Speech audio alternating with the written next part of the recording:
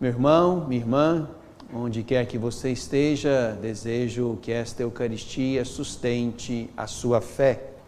Quero saudar de modo muito particular o Luiz Fernando, seminarista da nossa diocese, que nesse tempo do seu caminho vocacional foi encarregado de acompanhar, de animar, de estimular o trabalho da pastoral da comunicação entre nós. No nome dele, quero saudar os seminaristas que também estão em isolamento social, participando de aulas online e que agora também vão colocar dentro do processo formativo, também no formato online, as outras dimensões da formação, serão acompanhados também mais e melhor por esta via virtual, até que tudo volte a como era antes no processo de formação.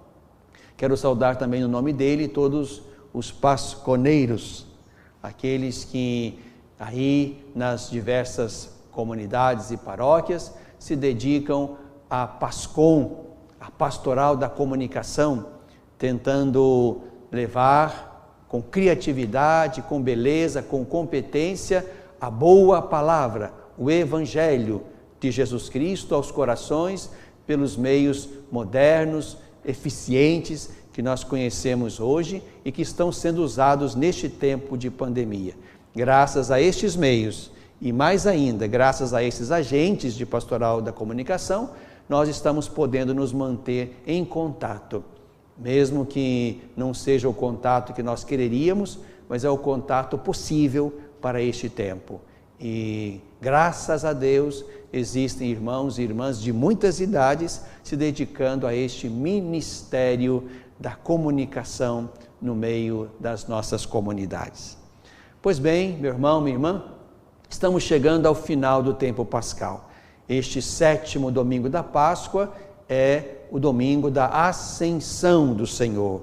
Jesus sobe e no próximo domingo, solenidade de Pentecostes, Jesus e o Pai dão o Espírito Santo prometido. Então estamos, digamos, na derradeira semana que se inicia hoje, na direção da conclusão do tempo pascal. E é importante nós percebermos então em que tempo estamos. Jesus, como lembrou aqui Lucas no seu 2º livro, Jesus, diante dos seus discípulos, sobe aos céus, mas aqueles 2 anjos anunciam o que agora nós precisamos fazer, diante de uma espera. Esse Jesus que vos foi levado para o céu, virá do mesmo modo como o vistes partir para o céu. Jesus sobe e Jesus vai voltar. Isso nos põe aqui, neste tempo entre a subida e a volta. Este é o tempo da igreja, este é o tempo da missão. E neste tempo da igreja e da missão, nós somos consolados pela certeza de que Cristo, nossa cabeça, já está na glória. E nós que somos o seu corpo, estamos a caminho, como nós rezamos na oração inicial da missa. Membros de seu corpo, somos chamados na esperança a participar igualmente da sua glória. Isto, 2 grandes teólogos do século V nos fizeram entender bem. Agostinho, que dizia: o Senhor Jesus não deixou o céu quando de lá desceu até nós. Também não se afastou de nós quando subiu novamente ao céu.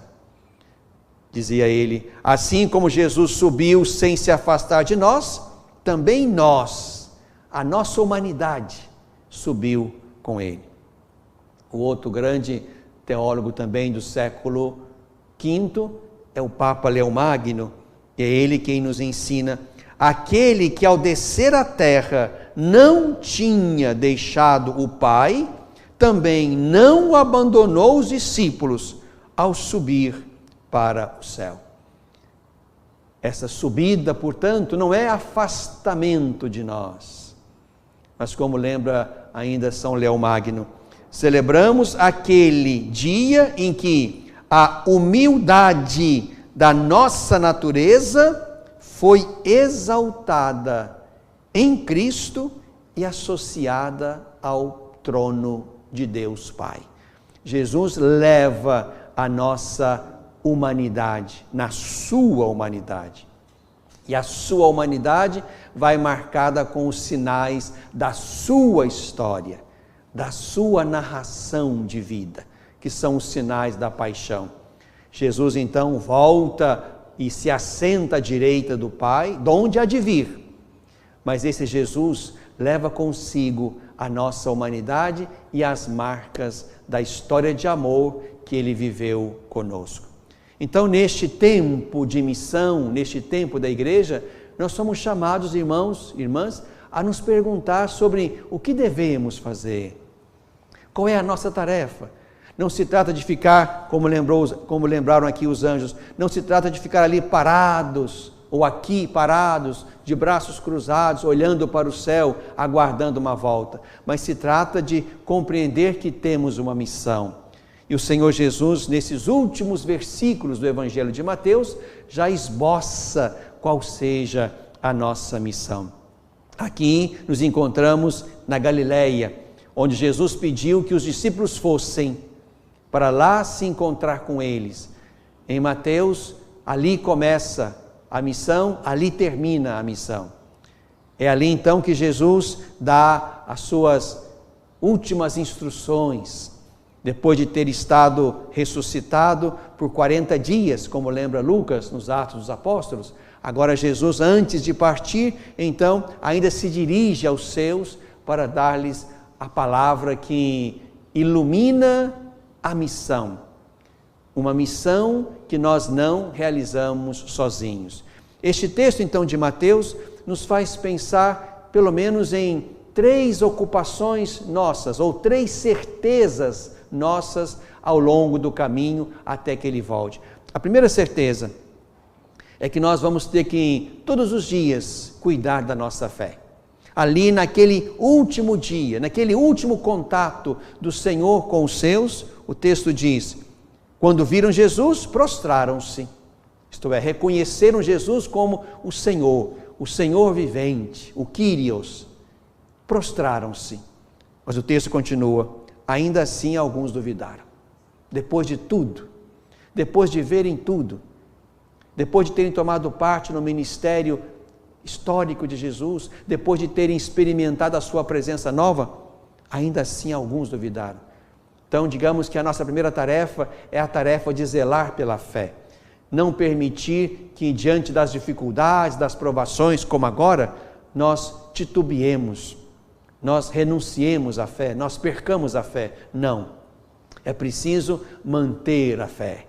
Essa é a nossa primeira e importante tarefa, sobretudo neste tempo, meu irmão, minha irmã, em que nos foi tirada a possibilidade de estarmos juntos, e não fui eu que decidi que fosse assim, e também, portanto, não serei eu sozinho a dizer a hora de recomeçar. Precisamos ter acordos entre nós e as secretarias municipais de saúde para recomeçar com certa segurança, mesmo que de modo mais modesto e ainda restrito. Mas o importante aqui é que cada um zele pela fé, que os pais zelem pela fé dos seus filhos. Os pais agora exercem de modo muito mais bonito, neste tempo, o seu ministério sacerdotal pela via do batismo, o seu ministério pastoral pela via do batismo, zelando pela fé dos seus. Então aqui estamos diante da primeira tarefa. A segunda tarefa, e ela é, digamos assim, o eixo importante da nossa tarefa, é exatamente o ide e fazei discípulos meus todos os povos. Ide e fazei discípulos meus todos os povos. Aqui estamos diante da nossa tarefa primordial. A tarefa da igreja está assentada aqui no tempo da espera. Fazer discípulos, evangelizar, anunciar explicitamente o nome, o mistério, a palavra, o reino, a salvação de Jesus. Porque evangelizar exige o anúncio explícito de Jesus. Essa é a segunda tarefa. E fazer discípulo é batizar e ensinar a observar tudo o que Jesus ordenou. E voltaremos nesse ponto em seguida. E o último ponto aqui é a certeza da presença do Senhor. Ele sobe não para se afastar de nós, mas permanece conosco, como lembrou Agostinho. Está no céu, mas também está conosco na terra e também nós com Ele. O Senhor, se formos responder à pergunta básica desse tempo, onde está o Senhor que não está no túmulo? Resposta, está no céu, sentado à direita de Deus Pai Todo-Poderoso. Mas a resposta continua, e está conosco todos os dias até o fim do mundo. Está lá e está aqui.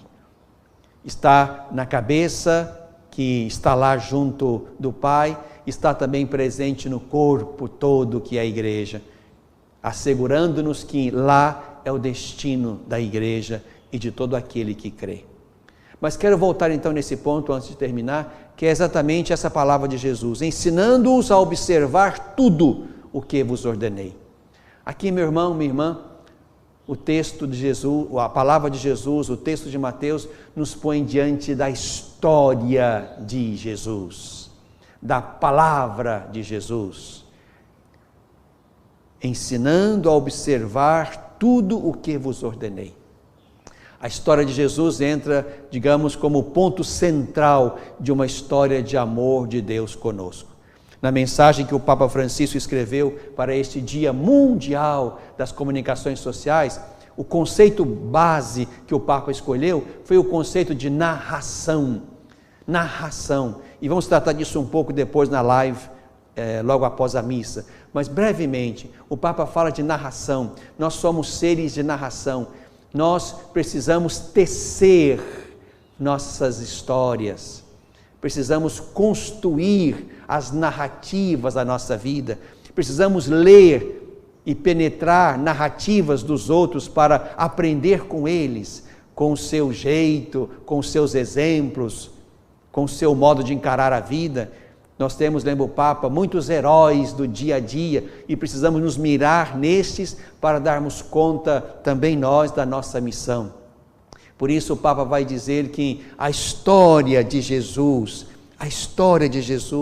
precisa ser trazida com força, com luz, de modo a permanecer como a grande e bela história que nós devemos não só olhar, admirar, mas também procurar imitar. O Papa diz em certa altura, também os evangelhos são narrações. Enquanto nos informam acerca de Jesus, performam-nos a imagem de Jesus, configuram-nos a Ele. E aí o Papa Francisco, citando aqui para falar disso, dessa performance, o Papa Francisco cita um belo texto do Papa Emérito Bento XVI, numa carta encíclica chamada Espe Salvi, Salvos na Esperança. O Papa Bento dizia, a mensagem cristã não é só informativa, mas performativa. Significa isto que o Evangelho não é apenas uma comunicação de realidades que se podem saber sobre Jesus ou sobre Deus, mas o Evangelho é uma comunicação que gera fatos e muda a vida. Anunciar, fazer discípulo, ensinar a observar tudo, é fazer um discípulo segundo a forma ou a forma de Jesus. Para isso a igreja existe, para formar pessoas, formar corações, formar discípulos que não só conhecem a história, a narrativa de Jesus, mas também querem ser como Jesus. Querem ter o performance de Jesus. Para isso estamos na igreja, para isso comemos a Eucaristia. Sobre esse texto do Papa falaremos daqui a pouco, logo após esta missa.